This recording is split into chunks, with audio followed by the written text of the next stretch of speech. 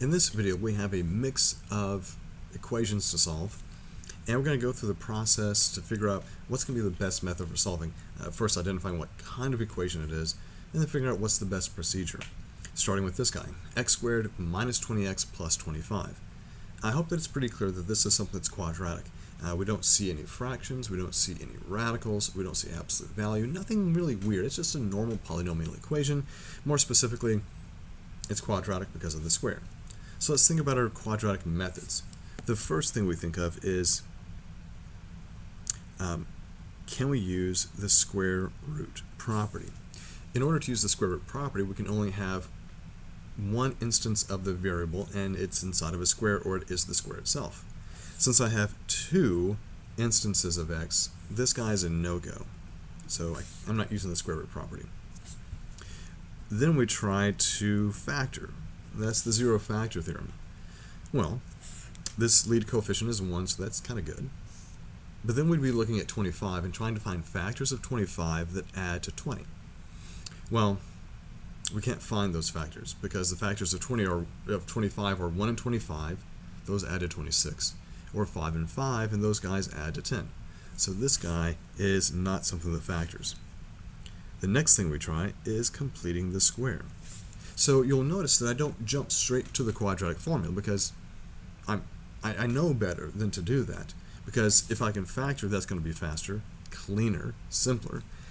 Even completing the square seems kind of difficult, but if you can complete the square without fractions, it's really pretty quick. What do we want for completing the square? Well, we want there to be a lead coefficient of 1, and we want this guy to be an even number. And that's exactly what we have. So it means when it comes to completing the square, it's going to be pretty nice. So I'm going to complete the square on this.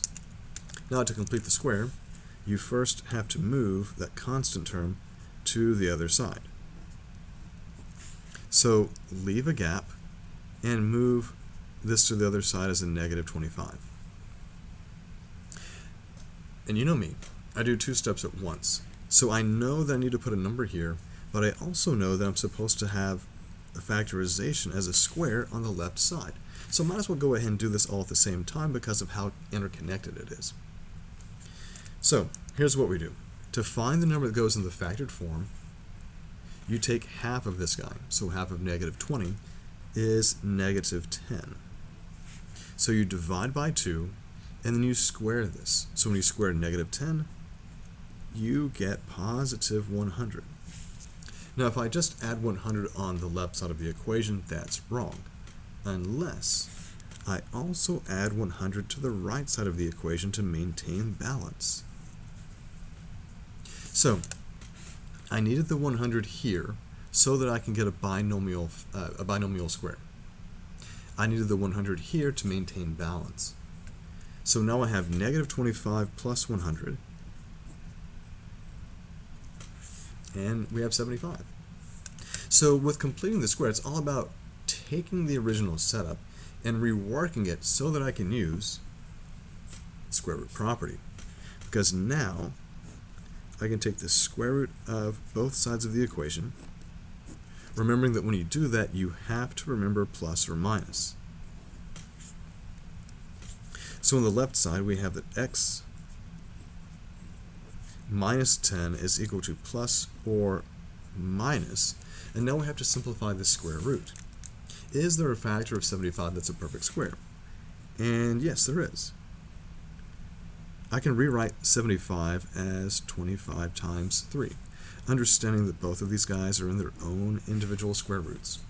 Now between these two, only one of them will simplify, and that's this guy.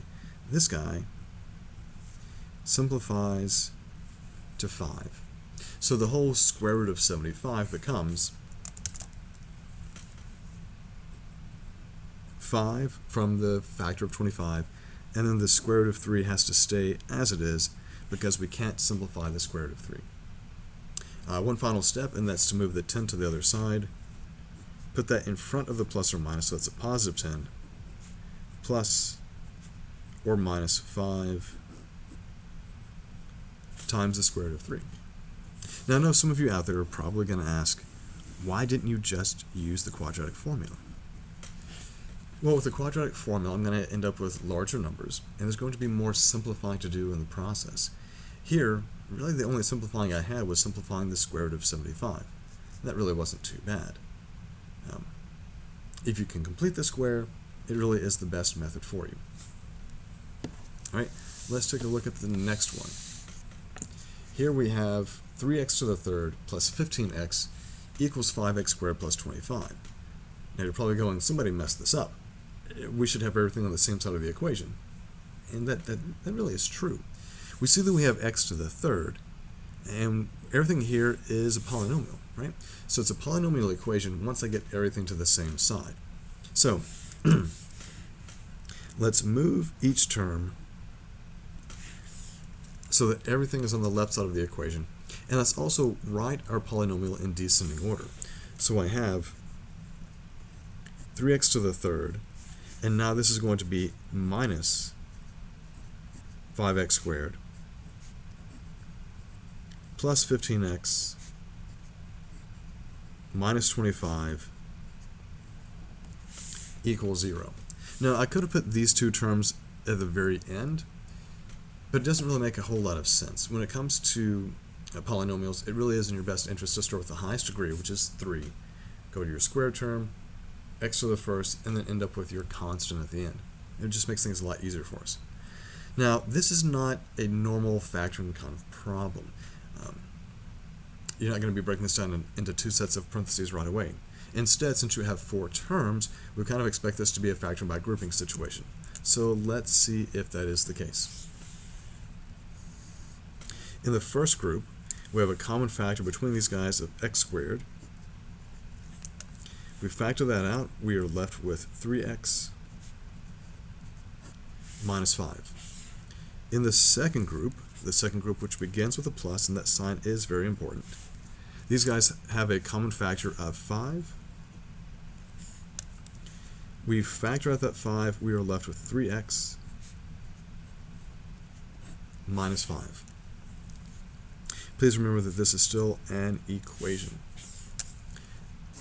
This factor is exactly the same, so it means we can finish by factoring by grouping. So the guy gets pulled out front, and that was multiplied times both x squared and 5. So we have this guy factored, and we can't factor this anymore, so it is factored completely. But this is where we now turn to the zero factor theorem. The zero factor theorem says take each factor, set it equal to 0, and solve. So if you have a product that equals 0, either the first factor is equal to 0, or the second factor, x squared plus 5, equals 0. So by solving this guy very easily, we see that 3x equals 5. Divide both sides by 3. And x equals 5/3. That's one answer, but since we have a degree here of 3, we expect there to be a total of 3 solutions. So this is 1, and we're going to get 2 more out of this guy. But before I can use the square root property, I have to get the square by itself. So x squared is equal to negative 5.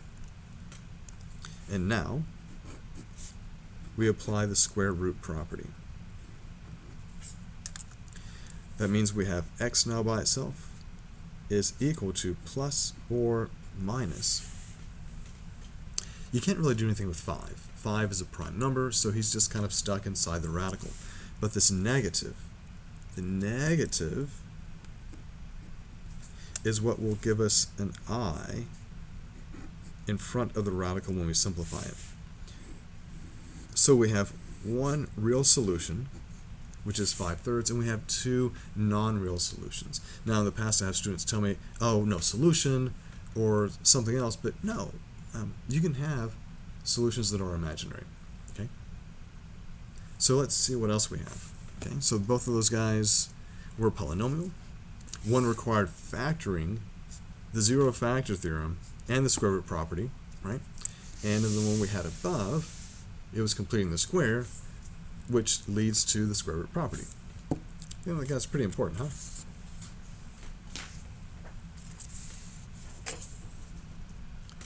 So let's look at this one. We have 16x squared plus 2x minus 5 equals 0.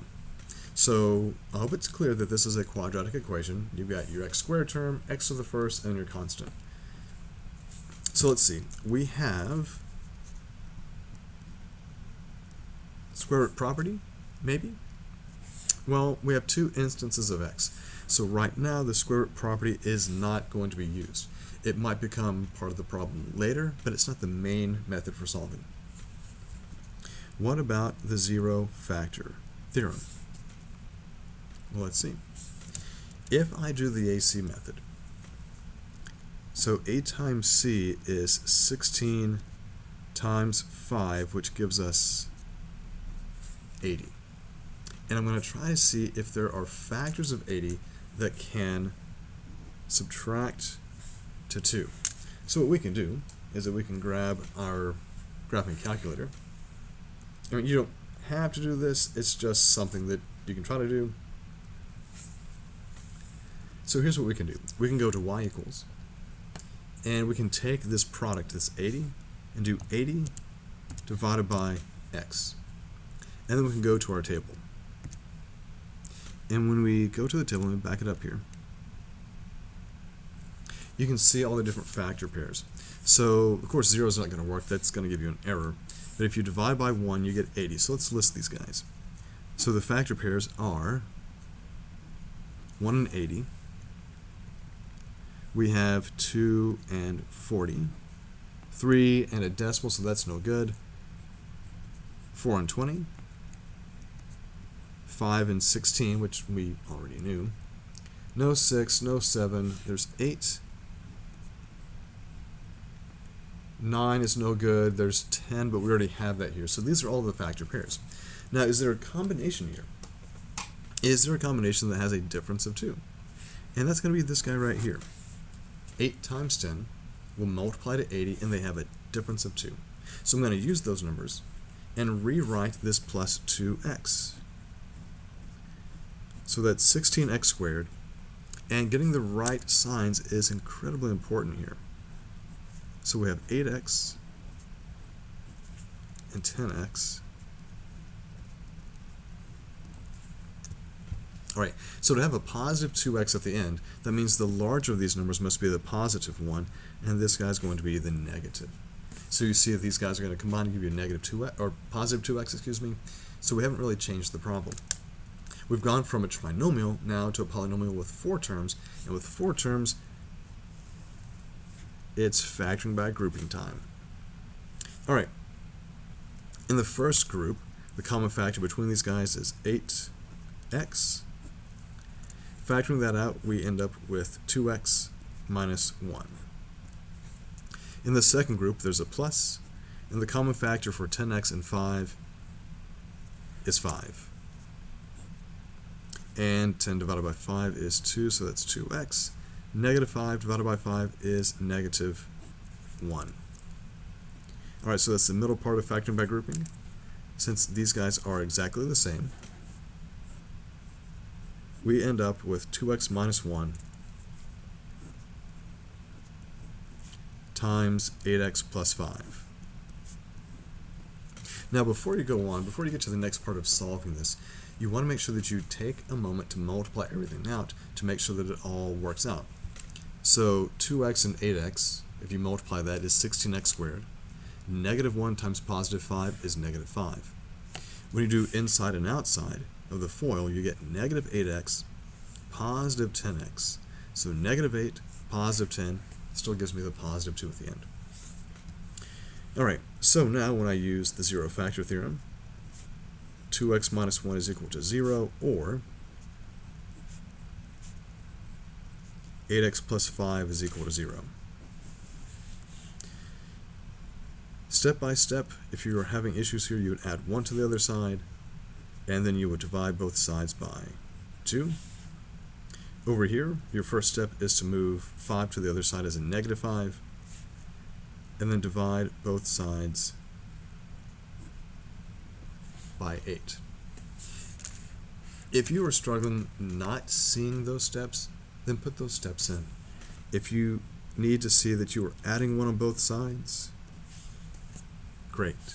If you need to show that you were dividing by 2 on both sides, that's fine. It's all the same. But the more of these you do, the easier it is to see how things move from one side to the other. You know what those steps are, and you know how they're going to affect each other. All right, let's look at one last problem here.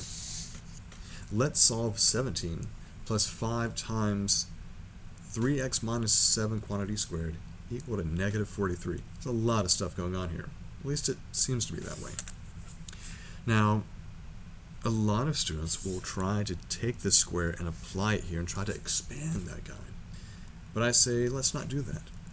If you look at this problem, you see the instructions say solve, and that typically means get x by itself.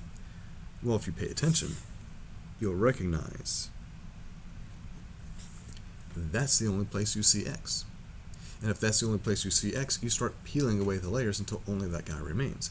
And so you start with the things that are the furthest away from x, the things that are affecting it the least. So that's the 17.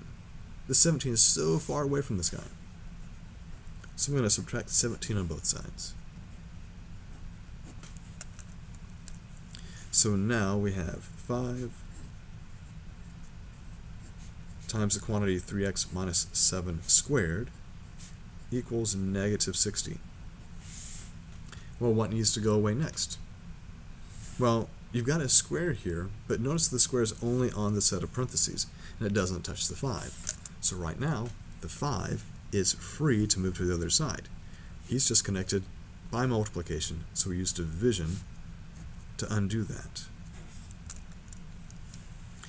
And now, we have 3x minus 7 quantity squared is equal to negative 12. All right, still trying to get to this gooey center. I can't move the 7 or the 3 yet because the square is affecting all of that. So the square is this big outside layer that I have to get rid of. And to undo a square, well, we've talked about it a couple of times already in this video, we use the square root property. So we take the square root of both sides, and remember that when you do that, you get plus or minus. Alright, so this is now just 3x minus 7 is equal to plus or minus. Think about what 12 becomes. The best way to factor 12 is as 4 times 3. And 4, the square root of 4 becomes 2. So that's only part of it though, right? The square root of 4 gives you a 2 free and clear on the outside, but don't forget about this negative factor inside here. That negative means that you're going to have an I, a factor of I that comes out. And the only thing that doesn't simplify out of the radical is the 3. So if I happen to lose you there, look at this off to the side. The square root of negative 12 is made up of 3 things. It's made up of negative 1 times 4 times 3, which means I can separate this and say this is the square root of negative 1 times the square root of 4 times the square root of 3. This becomes I, this becomes 2, and this guy doesn't change at all. Okay.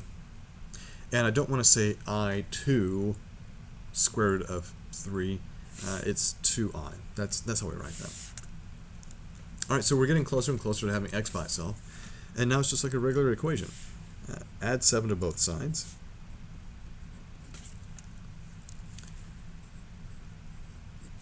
So 3x is equal to 7 plus or minus 2I squared of 3. And one final step. To get x by itself is to divide both sides of the equation by 3. So x is equal to the big fraction here, 7 plus or minus 2I square roots of 3 all over 3. So take your time, step by step,